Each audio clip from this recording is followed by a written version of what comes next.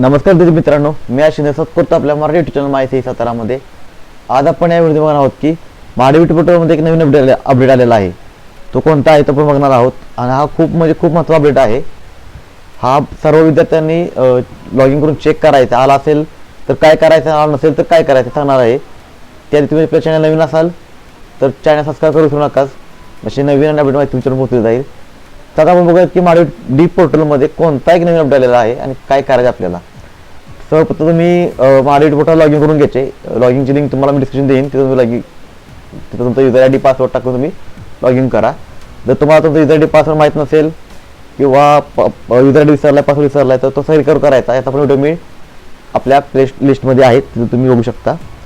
तर आपण log in केलं आहे तर आपण काय करणार, आपण फॉर्मला अप्लाय केले आणि कोणता आपण बघायचा आहे. तर आपण इथे माय अपडेट स्कीममध्ये तुम्ही तर माय अपडेट स्कीममध्ये आल्यानंतर तुम्हाला दोन ऑप्शन दिसतील बघा. आता हा ओपन कॅटेगरी विद्यार्थी आहे आणि ABCला अप्लाय केलेला आहे आणि हॉस्टेलसाठी पण अप्लाय केलेला आहे. त्याचा फॉर्म रिप्लाय आलेला आहे. तर रिअप्लाय कसा करायचा याचा व्हिडिओ मी बनवलेला आहे. वाटतं पुन्हा व्हिडिओ बनवून टाकून तुम्हाला अपलोड करेन. तर आता महत्त्वाचा अपडेट आहे की तर आपल्याला नवीन टॅब आलेला आहे बघा, राईट ऑफ गिव्ह अप. जरा झूम करून बघा आपण, हे दिसतं बघा, राईट टू गिव्ह अप. हा जो तुम्हाला एक ऑप्शन आला आहे तो तुम्हाला EBC, स्कॉलरशिप, हॉस्टेल तुम्ही ज्या स्कीमसाठी अप्लाय करायच्या सर्व स्कीमसाठी तुम्हाला हा ऑप्शन आलेला आहे. तर तुम्ही ज्या right to give up click केलं तर तुम्हाला एक OTP येईल. OTP तुम्ही टाकला तर तुमचं व्हेरीफाय होऊन जाईल. पण याचा अर्थ काय माहिती आहे का, राईट ऑफ गिव्ह अप म्हणजेच की मला ही EBC, स्कॉलरशिप किंवा जी मला सवलत मिळणार आहे ती सवलत मला नको आहे, मला सवलतीचा मला लाभ घ्यायचा नाही आहे असा अर्थ होतो. त्यामुळे सर्व विद्यार्थ्यांनी राईट टू गिव्ह अप हा ऑप्शन निवडायचा नाही आहे, जेव्हा क्लिक करायचा नाही आहे, जेव्हा कसल्या प्रकारे काय करायचं नाही. हा तुमचा जसा आहे फॉर्म तसाच फॉर्म ठेवायचा आहे. विद्यार्थ्यांना वाटतं की पहिलं तर तुम्हाला बेनिफिट्स यायचं, रिडीम ऑप्शन यायचा, रिडीमवर क्लिक केला तुम्हाला EBC स्कॉलरशिप मिळते. त्या टाईपमध्ये असल्यागत विद्यार्थ्यांनी काही विद्यार्थ्यांचे नाव ऑलरेडी गिव्ह अप केलेलं आहे. तर तो गिव्ह अप कसा करायचा तो प्रयत्न चालू आहे. त्याची जर माहिती तुम्हाला लगेच अपडेट केली जाईल. तर महत्त्वाचं सांगायची गोष्ट म्हणजे की हा जर टॅब ज्या विद्यार्थ्यांना आलेला आहे की ऑलमोस्ट सगळ्यांना आलेला असेल, मी चेक करायचं तुमचं लॉग इन करून, तर तुम्हाला या टॅबवर क्लिक करायचं नाही आहे, कसल्याही प्रकारे क्लिक करायचं नाही, OTP टाकून व्हेरीफाय बी करायचं नाही आहे. ओके, हा महत्त्वाची गोष्ट. म्हणजे आता आपण GR बघूयात. तर तुम्ही झूम केलं तर ओपन केलं तर तुम्हाला GR दिसेल. अशा 2 पेजला GR दिलेला आहे. थोडक्यात जसं आपल्याला तुम्ही बघितलं असेल की तुम्हाला दिलं बघितलं शेतकरी, उद्योग किंवा विधवा परिवार जे तुमचे वेगवेगळ्या गव्हर्नमेंट तुम्हाला सवलत देतं, लाभ देतात, त्या पद्धतीने तुम्हाला आपले सोपं उदाहरण म्हणजे आपल्याला LPG गॅस आपण जी घेतो, सबसिडी घेतो, गॅसची सबसिडी मिळत होती, तर त्यात आपण ती सबसिडी आम्हाला नको आहे असं आपण म्हणतो.